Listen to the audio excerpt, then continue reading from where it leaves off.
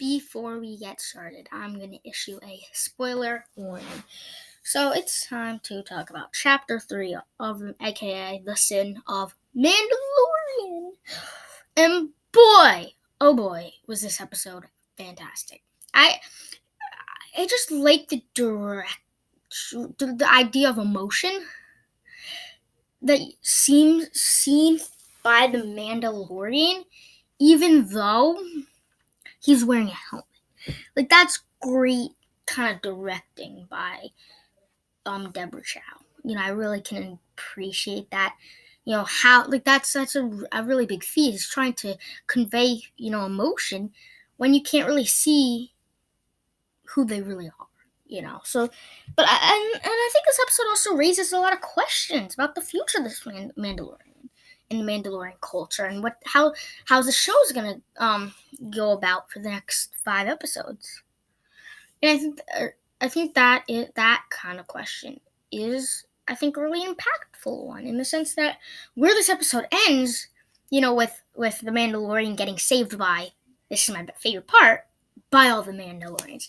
That was cool, because I love seeing all the Mandalorians in Clone Wars and Rebels, but seeing all of them with their jetpacks and all of them together, probably 10 to 15 of them, all fighting using in live action. That was the cool thing. Is this is everything you loved about the Mandalorians in the shows and stuff, CGI shows. But in the actual live action form, in the suits, right there was amazing. I cannot get enough Mandalorian, and it was just cool. And I think another thing is about that when the Mandalorian goes to rescue Baby Yoda, I love how he utilizes every aspect of his abilities. He shoots some of the stormtroopers with the gun, with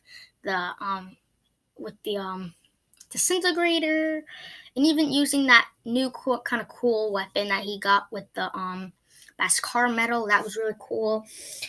And I also really enjoy the kind of misdirection, because I did not think Carl Weathers' character would end up in a way kind of being sort of an adversary and to the Mandalorian. But I also enjoy a subtle but really interesting and unique way that they can bridge the idea that Yoda can't that the Mandalorian would go back for Baby Yoda, in the sense that they keep talking about every time he goes to that little Mandalorian hut, or I don't know, for lack of a better word, where the place where Mandalorians live, where they keep talking about the foundlings, and then when the Mandalorian girl makes the metal, and what the flashbacks that the Mandalorian has of what we can only presume as his family and him, the questions that I think get raised and are a good point to bring up are that is the reason why he feels obligated to go back for Yoda is because Yoda's a foundling and he's a foundling, which is why I kind of bring this up. Interesting point is, what if the Mandalorian isn't a native Mandalorian? What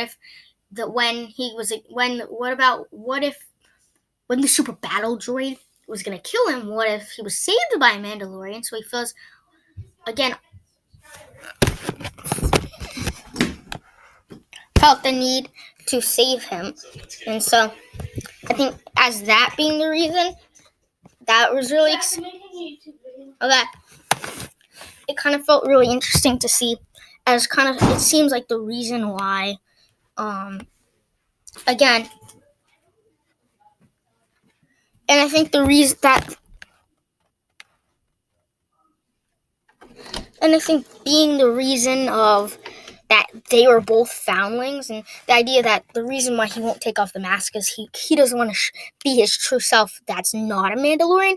He feels obligated that he has to be the Mandalorian, and he, the sense of duty, the sense of honor becomes being a Mandalorian, as he owes his life literally to the Mandalorian, because based on what we've seen so far, I think it's easy to make the assumption that the Mandalorian saved him. So I think that was really interesting. Of course, who doesn't love this Baby Yoda? And just, I'm excited to see going forward where they go take this story. So yeah, stay tuned for more videos coming right at you.